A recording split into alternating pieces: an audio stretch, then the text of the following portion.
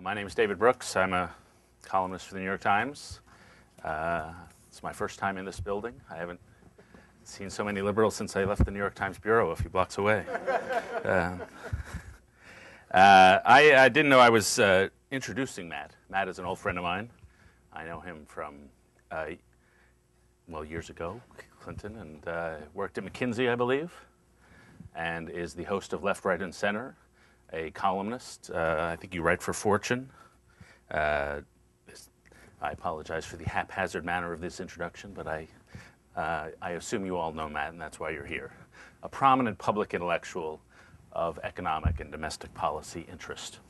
Because if you haven't seen the book, there's probably dozens of dead ideas in our public life we could go after. You can go to the website mattmilleronline.com and submit your own candidates for dead ideas you'd like to see exploded. But the 6 I focus on in the book that I think are holding us back in terms of coping with globalization and rapid economic change are, first, the kids will learn more than we do, which is the whole idea of upward mobility, which the latest research shows is at risk for just huge chunks of the country. We now have research showing that up to 100 million Americans live in families that are earning less than their parents did at the same age. And that really is a kind of a crisis for the American dream that I think we have to honestly confront. The second dead idea is the idea that free trade is good, no matter how many people it hurts, which I think the economics profession has done us a disservice by hyping, for political reasons, the case for trade, not being honest enough about its downsides. The answer isn't protectionism, I argue, but to build in a bigger set of protections in the ways I've talked about for workers here, while not killing the opportunity for the rest of the world to rise. The third dead idea is your company should take care of you, the whole employer-based system of health care and benefits, which, again, we uniquely have. Kind of like with local control, America uniquely administers much of its welfare state through companies. And there's a whole history to that. In each of the chapters of the book, I do a kind of mini biography of the dead idea, so you see where it came from, why it made sense for a while, and why radical changes in circumstances mean that it's they're now damaging or harmful. And the whole idea that if we're going to look outside the family for a measure of security against life's major challenges like illness and old age or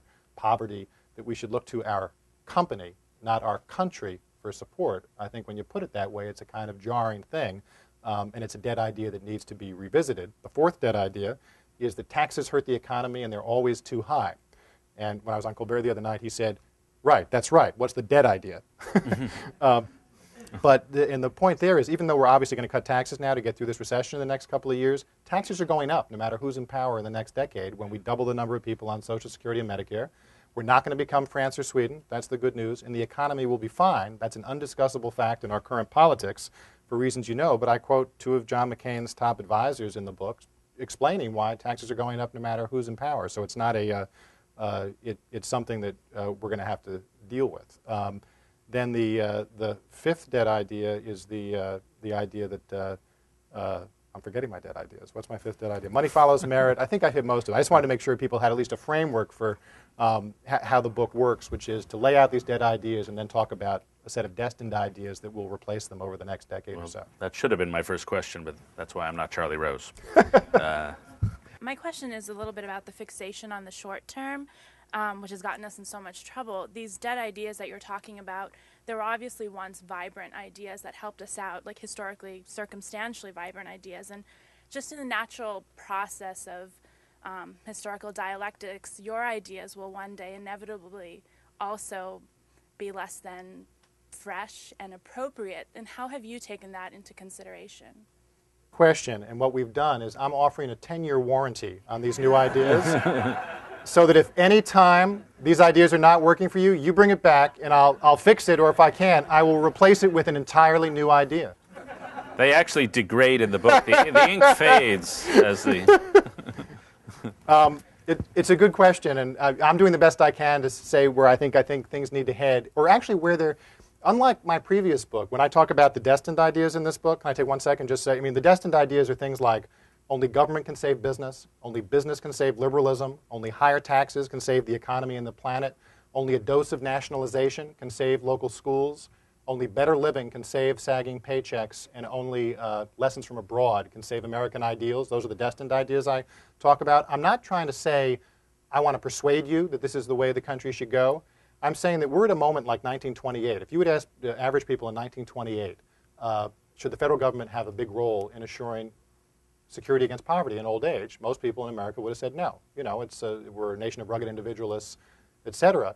In 1940, if you asked that question, people would have said, oh, it's common sense. Of course the federal government has to play some role in that. Now, I'm not saying we're going to have a depression. I don't believe we are, and it's not going to take anything like that to lead to the changes that I think are in some ways inevitable. But I think similarly, when we look back in 2020, the set of ideas that I just laid out, that I kind of go through in the book, even though they sound paradoxical, that's why I kind of put them, I sort of stated them as paradoxes now, I think in 2020 we'll look back and say, why didn't it seem obvious that this is the way that history was headed?